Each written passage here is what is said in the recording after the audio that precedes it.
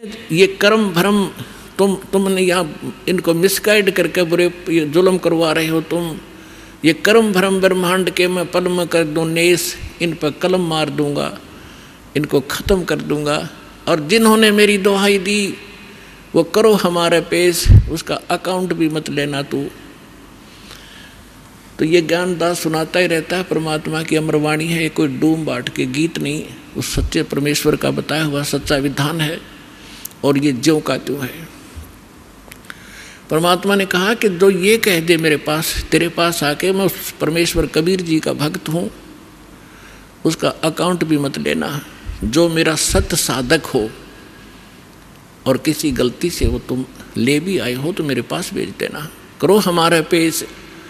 एक भक्त बता रहा था जी, मैं सपने में रात को सो रहा था और दो बैंकर से आए और मुझे कहने लगे कि चल तू। मैं उठ कर चल पड़ा उनके साथ साथ। और जब पहुंच गए ना, एक बड़ी सी बिल्डिंग दिखाई दी थी, उसके निकट जाकर मैंने पूछा भी कहाँ ले जा रहे हो तुम मुझे? वो कहने लगे हम तुझे धर्मराज के पास ले जाएंगे और वहाँ तेरा लेखा जोखा होगा, फिर उसके बाद आगे जैसे आदेश होगा तेरा आगे फिर हम उसके बाद बताएंगे। तो कहने लगा तुम यम के दूत हो? हाँ कहाँ यम के दूत हैं। तो उसको बात याद आ गई कि हमें ज्ञान में सुना है, गुरुजी बताते हैं परमात्मा कबीर जी के भक्त को और यम के दूत नहीं पकड़ सकते। तो मैं उनके साथ झगड़न लग गया गुट्टम गुट्टा कि तुम मुझे नहीं ले जा सकते, छोड़ो। तो काफ़ी देर मेरा उनका झगड़ा हुआ। तो मैंने बताया कि मैं कबीर परमेश्वर की भक्ति करता हूँ, सच्चे सतगुरु की शरण में हूँ, तुम कैसे ले जा सकते हो? और नहीं तो पूछ लो तुम्हारे उस जिसके पास मुझे ले जा रहे हो। तो उन्होंने देखा कि बड़ा दृढ़ता से बोल रहा है।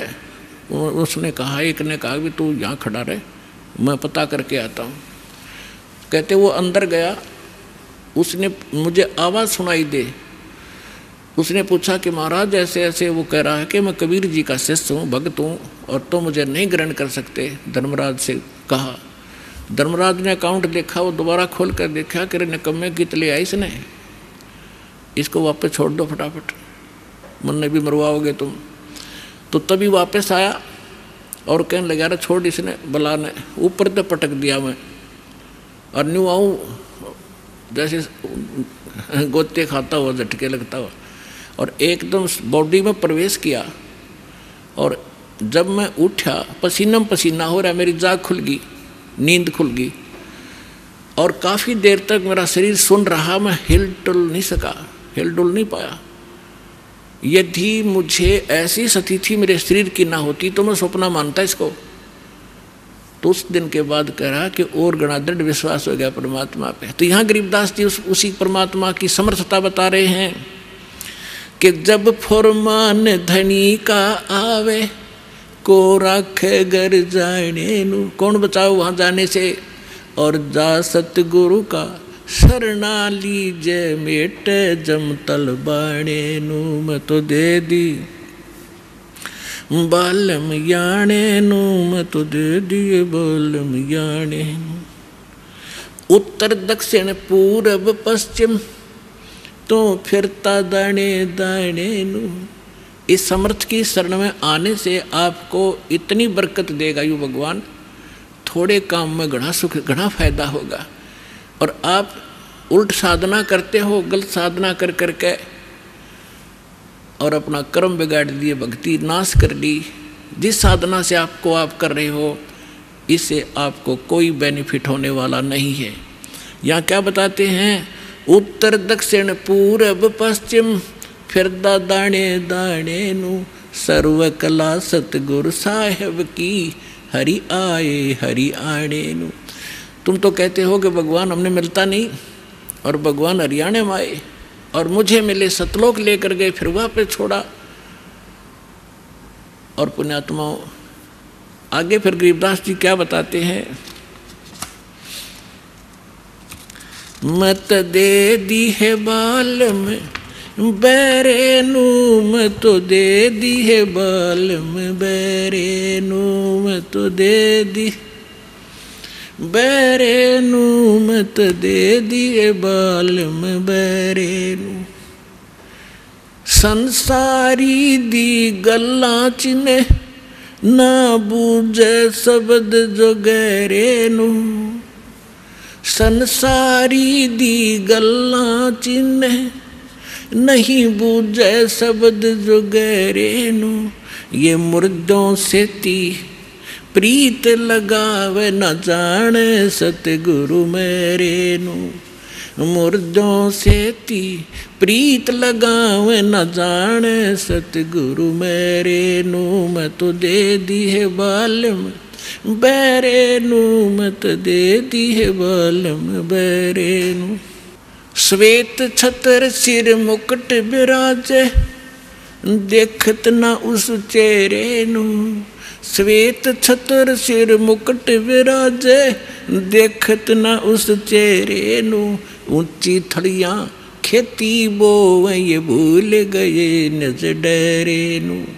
ऊंची थड़ियां खेती बोवे ये भूल गए निज डेरे नु। मैं तो दे दी बैरे नु। मैं तो दे दी है बालम बैरे नु। मैं तो दे दी बैरे नु। मत दे दी है बालम बैरे। ये संसार समझदा नहीं कहंदा श्याम दोपहरे नु। ये संसार समझदा नहीं कहंदा श्याम दोपहरे नु। गरीब दास ये वक्त जात है रोवोगे इस पैरे नु। गरीब दास ये वक्त जात है रोवोगे इस पैरे नु। मैं तो दे दी है बालम बैरे नु। मत दे दी है बालम बैरे नु। ऊंची थलियां खेती बोए ये भूल गए हैं निज डेरे नु। ऊंची थलियां खेती बोए ये भूल गए निज डेरे नु। गरीब दास ये वक्त जात है रोवोगे इस पैरे नु। गरीब दास ये वक्त जात है रोवोगे इस पैरे नु। मैं तो दे दी बैरे नु। मत दे दी है बालम बैरे। अब इसमें क्या बताना चाहा है परमात्मा के ज्ञान को गरीबदास साहिब जी ने कि यदि आप किसी मित्र को बहन भाई को या कोई और निकट के संपर्क वाले को कुछ बताना चाहोगे इस ज्ञान के बारे में, वो कति सुनने को तैयार नहीं, क्योंकि मन है उसके अंदर प्रभावी है, हैवी है मन। और उसी व्यक्ति को कोई ये कह दे कहाँ जाते हो भाई, कि मैं जाता हूँ अमरनाथ पे, और उसको ये कह दे कि केदारनाथ पर जाने से बहुत लाभ होता है, तो पूछेगा कब जाएगा, मुझे भी ले चलना। No objection. कोई सोमवार का व्रत रखता है तो उसको कोई ये कह दे कि शुक्रवार का व्रत बड़ा बेनिफिट देता है, अच्छा बता कैसे करना होता है, तुरंत मान जाएगा। तो यहाँ परमात्मा कहते हैं मैं तो दे दी बालम बैरे नू, और संसारी दी गल्ला चीने। आम आदमी कह दे वो मान ले, और ना बुझ शब्द जो गहरे नू, इस गहरे ज्ञान को नहीं पूछना चाहता ना समझना चाहता। तो क्या बताते हैं, संसारी दी गल्ला चीने नहीं बुझ शब्द जो गहरे नू, ये मुर्दों से ती प्रीत लगावे न जाने सतगुरु मेरे। अब जैसे प्रत्येक गांव में किसी तालाब के ऊपर या किसी अन्य स्थान पर कोई संत साधक मर गया, मृत्यु को प्राप्त हुआ, उसकी यादगार बना ली, वह मत्था टेकन लाग गए सारे, पूरा गांव का गांव। अनो का हमारे तो दादा लाई पूजा है यार, अरे कोई विवेक तो लो। देखो जैसे ठीक है वो संत अच्छे होंगे जो आज तक पूज्य हैं, लेकिन उस समय जो उस जीवित समय में उसके जैसा भी वो संत था, जैसी भी भक्ति साधना थी उसके पास, तो उससे उस समय लाभ तो मिल सकता था। जब वो वर्तमान में था। अब तो वैसे उसकी महिमा वैसे ठीक आदर करते रहो, लेकिन मोक्ष कति नहीं, लाभ नहीं मिलेगा। जैसे कोई डॉक्टर है, वैद्य है, और वो बहुत अच्छा वैद्य था और खूब अच्छी दवाई देता था, रोग नाश कर देता था, ठीक है। तो उस समय जो उसके संपर्क में आए तो उनका वो लाभ मिला। उसकी मृत्यु होगी, मृत्यु के बाद उसकी यादगार बना दी। और वहाँ फिर अब कोई जावे उस वैद्य से ये कहने कि वैद्य जी मेरा मलेरिया हो गया, दवाई बताइयो। वह वैद्य की मूर्ति वह दवा काम नहीं कर सकती, जो ओरिजिनल जीवित कराया करता था। तो यह भूल मारा ईब तई लाग रही थी, अब मिटेगी। तो क्या कहते हैं, मुर्दों से ती प्रीत लगावे, ना बूझे शब्द जो गहरे नो। मुर्दों से ती प्रीत लगावे, ना जाने सतगुरु मेरे नु। मैं तो दे दी है बालम बेरे नु, मैं तो दे दी है बालम बेरे नु।